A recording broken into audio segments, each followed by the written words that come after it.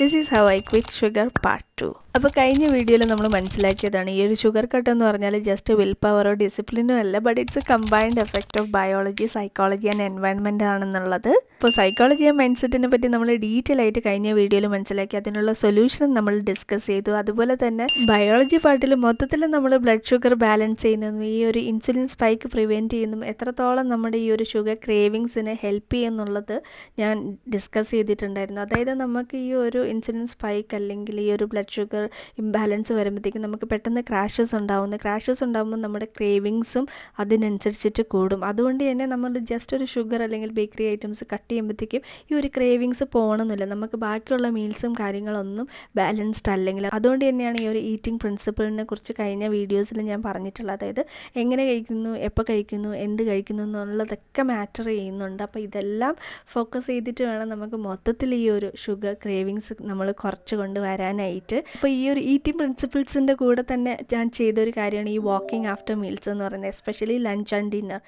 അപ്പോൾ ഇനി ഈ ഒരു ഷുഗർ ആൻഡ് ബേക്കറി ഐറ്റംസിൻ്റെ ക്രേവിങ്സ് ഞാൻ കുറച്ചതും അതെങ്ങനെ കട്ട് ചെയ്തു എന്നുള്ള കാര്യം ഞാൻ പറയാം. അപ്പോൾ അതിന് വേണ്ടിയിട്ട് ഞാൻ ഈ ഒരു 4 പ്രിൻസിപ്പിൾസ് ഫോളോ ചെയ്തു: reduce frequency, portion, replace and keep it out of sight. അപ്പോൾ ആദ്യം തന്നെ ഞാൻ ഫസ്റ്റ് ഐഡൻറ്റിഫൈ ചെയ്ത് ഞാൻ എപ്പോഴാണ് ഈ ഒരു സംഭവമൊക്കെ ക്രേവ് ചെയ്യുന്നതെന്നുള്ളതാണ്. അപ്പോൾ ഞാൻ മനസ്സിലാക്കിയത് ഈ ഒരു ചായ കുടിക്കുന്ന സമയത്താണ്. ഈ ഒരു ചായ കുടിക്കുമ്പോൾ ഓഫ് കോഴ്സ് അതിൽ പഞ്ചസാരയിടും, അതിൻ്റോടൊപ്പം തന്നെ കുറച്ച് ബേക്കറി ഐറ്റംസും ബിസ്ക്കറ്റ്സ് അങ്ങനത്തെ കാര്യങ്ങളൊക്കെ ഞാൻ ഭയങ്കരമായിട്ട്, അല്ലെങ്കിൽ ബന്ന് പോലത്തെ കാര്യങ്ങളൊക്കെ ഭയങ്കരമായിട്ട് ഞാൻ ക്രേവ് ചെയ്യും. അപ്പം ഞാൻ ഫസ്റ്റ് ഞാൻ ചെയ്തത് എന്താണെന്ന് വെച്ചാൽ ചായ കൂടി നിർത്തുക എന്നുള്ളത്. അപ്പം ഞാൻ ചായ ഷടപടയെന്ന് നിർത്താൻ പറ്റില്ല, ഞാൻ വേണമെങ്കിൽ ഷുഗർ വേണമെങ്കിൽ കട്ട് ചെയ്യും, ബട്ട് ചായ കുടിക്കാതിരിക്കുക അല്ലെങ്കിൽ ക്വിറ്റ് ചെയ്യുക എന്നുള്ളത് എനിക്ക് പറ്റാത്തൊരു സംഭവമാണ്. പക്ഷെ അതുവരെ ഞാൻ ചെയ്തു എന്നുള്ളതാണ്.